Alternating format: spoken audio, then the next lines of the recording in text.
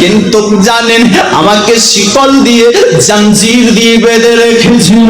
আচানক আমি দেখতে পেলাম আপনারই মতন হুবাহু টু কপি আপনার মতো।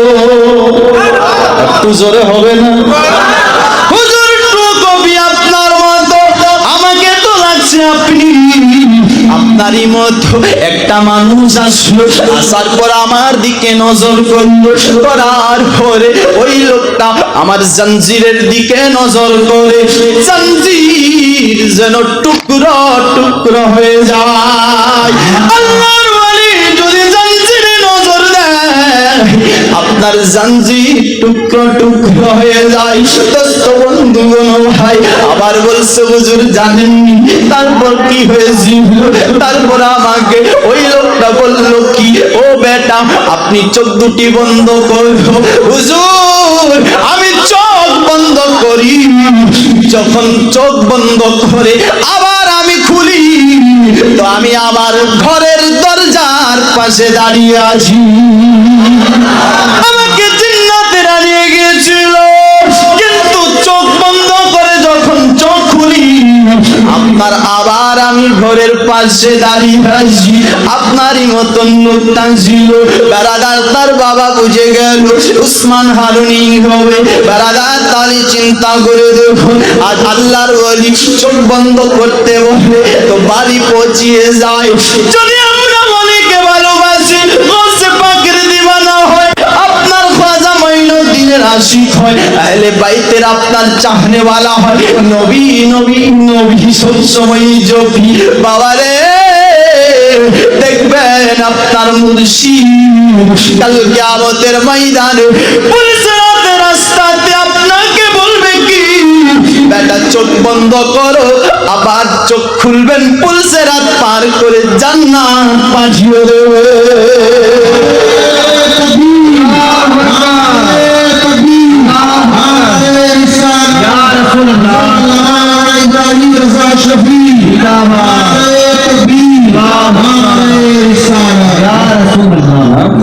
দেশে চলো না একটু জোরে বলো না, শুনবেন না? একবার হাত তুলে বলবেন, আওয়াজ দিয়ে বলবেন তো সুবহানাল্লাহ। তাহলে মন আছে নাকি? আশিকে রসুল আছে। আর আশিকে রসুল যদি না থাকতো তো মেহফিল খালি থাকতো। নবীর আশিক আরেকবার বলবে সুবহানাল্লাহ। নবীর দেশে চলো না জিয়ারতে ওই মদিনা, স্বপ্নে আমি দেখি সোনার মদিনা, স্বপ্নে আমি দেখি সোনার মদিনা। আরে আমার নবী সোনার ছবি তো জাহানের নূরের নবী, আর সেই নবীকে দেখার পরে মন হলো মন দিবানা দিবানা দিবানা।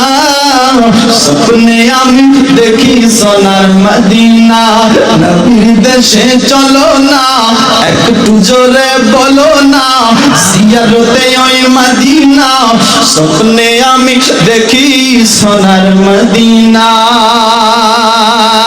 খোদা তোমার কাবা ঘরে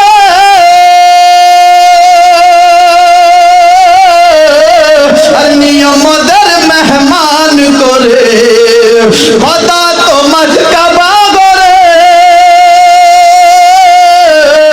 নিয়মদের মেহমান করে। এই শ্রোতাদের আশা আল্লাহ, এই শ্রোতাদের আশা আল্লাহ কবুল করো রব্বানা। সামনে আমি দেখি সোনার মদিনা, নবীর দেশে চলো না আর মোহাব্বতে বলো না জিয়ারতে ওই মদিনা, স্বপ্নে আমি দেখি সোনার মদিনা। বেরাদার মুআজ্জাজ সামাইনে কিরাম, আসুন আপনার এটাই শুধু নয়, আরো এগিয়ে যাই বাবা। খাজা গরিব নামাজ বলছে কি জানো, একদিন আমি আপনার মুর্শিদের সাথে ওসমান হারুনির সঙ্গে আমি রওনা হয়ে গেলাম, চলতে লাগলাম তার সাথে, সফর করছিলাম। সফর করতে হলে একটা নদী পার হতে হবে, তবে নদী পার হব আপনার নৌকা লাগবে, নৌকা তো নাই। আপনার বেড়াদার রাস্তা লাগবে, রাস্তা তো নাই।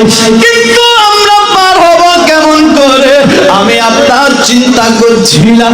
এমন সময় আমার মুর্শিদ ওসমান হারুনি বলছে, বেটা ও বেটা মাইনুদ্দিন, চিন্তা কেন করছো, চোখ দুটি বন্ধ করো। খোদার কসম করে বলতেছে, যখন আমি চক্ষু দুটি বন্ধ করলাম, বন্ধ করে আবার আমায় যখন বলে চোখ খুলি, তো আমি নদী পার হয়ে চলে এসেছি। এ বাবা, তাহলে আপনি দেখুন আল্লাহর ওলিদের শান কি, আল্লাহর ওলিদের পাওয়ার কি, আপনার মর্তবা দেখুন তাদের, আল্লাহ তাদেরকে কি পাওয়ার দিয়েছে।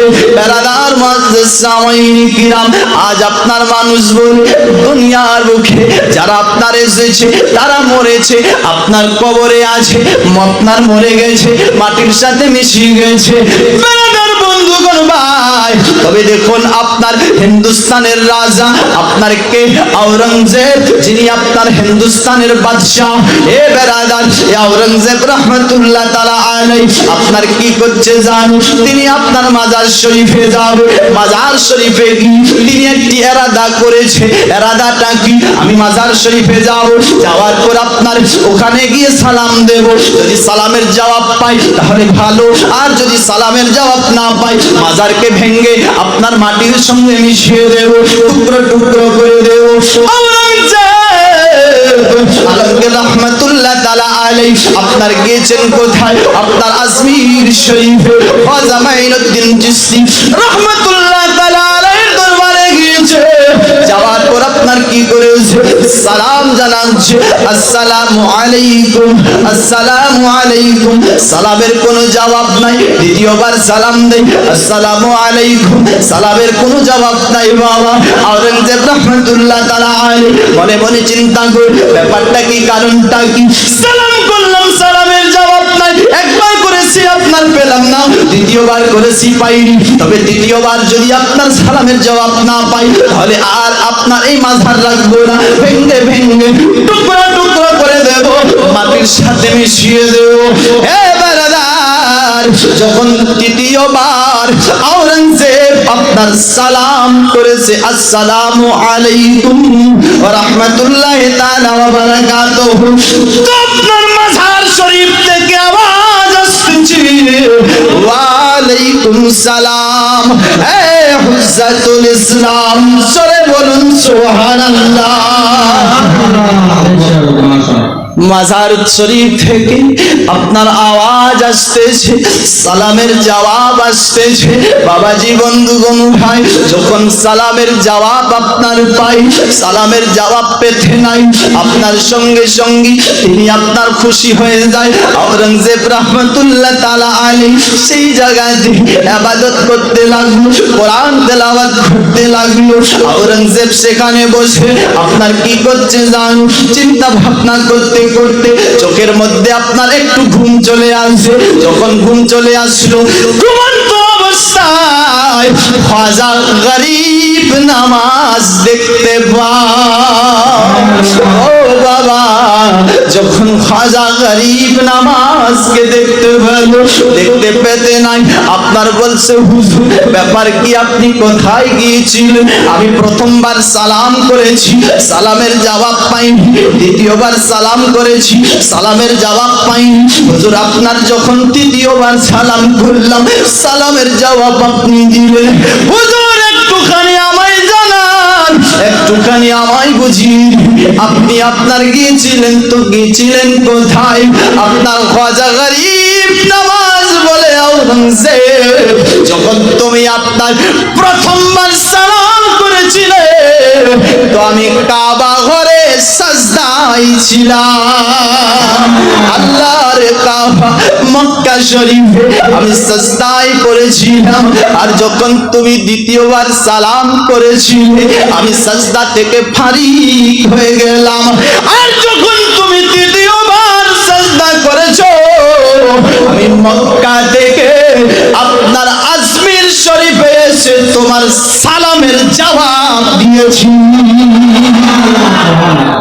হে বেরাদার, এরাই হলো আল্লাহর ওলি, যিনি সেকেন্ডের মধ্যে মক্কা থেকে আজমিরে এসে সালামের জবাব দেয়।